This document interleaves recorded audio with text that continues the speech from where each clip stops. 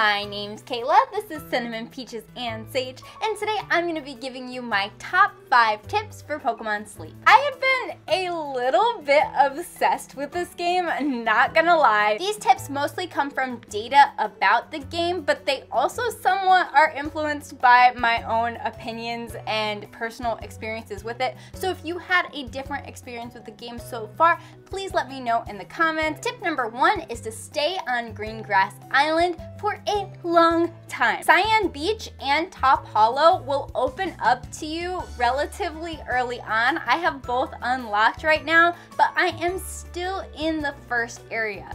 Why? Well, technically you want your score to be a little bit higher when you go to those other islands, and you also want to be prepared because the Snorlaxes at those islands only like specific berries. There's also less of a variety of Pokemon on those islands. Having a greater variety of Pokemon leads to more chances for growth and leveling up, so overall you'll have a better experience in terms of growth within the game if you stay on green grass for longer. Second tip is to use your items. In a lot of video games, you're rewarded for holding onto your items for as long as possible, but in Pokemon Sleep, in a lot of ways, this will actually slow you down. You get 1 bonus biscuit per day. That isn't per sleep, it's just per day, so make sure that you use it. For other biscuits, fullness carries over night to night. Like for example, I was able to get a Magneton this morning because I had fed it on previous nights.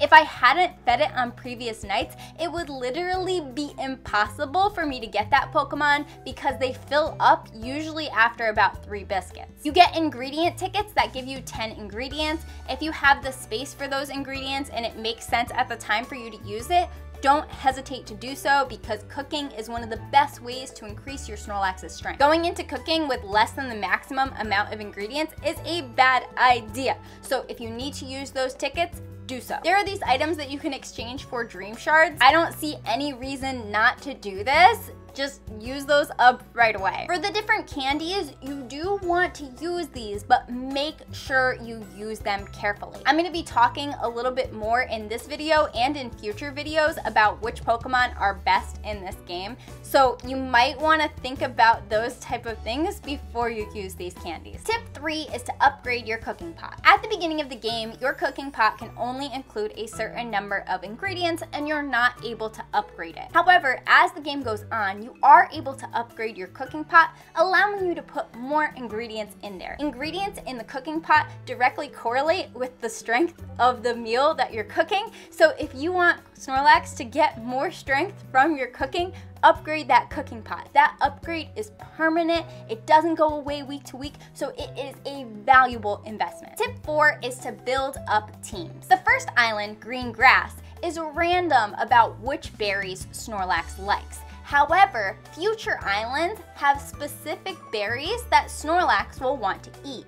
While you're on Green Grass Island, you want to prepare these different Pokemon so that when you go to those other islands, you are ready with those berries. On the screen right now, I have objectively, based on the data, some of the best Pokemon for these islands. For Cyan Beach, we have Dodrio, Feraligatr, and Togekiss. I am raising all 3 of these Pokemon up right now so that I am ready to go to the second island. I'll talk about why these Pokemon are so great in a future video, but if you're interested in the website that I use to make these calculations, I'll leave a link in the description. It has a fantastic team building tool and I've been using it like all the time. Tip 5 is you really want to think if it's worth it to level up Pokemon or evolve them. To figure this out, you're going to want to look at the average weekly strength that a Pokemon will contribute versus its evolved form. You also want to consider that when a Pokemon evolves, its main skill level goes up by 1. Let's look at 2 of the best ingredient specialists in Victory Bell and Venusaur. For early game, it makes sense to get Bulbasaur to level 12 and then focus on evolving it to Ivysaur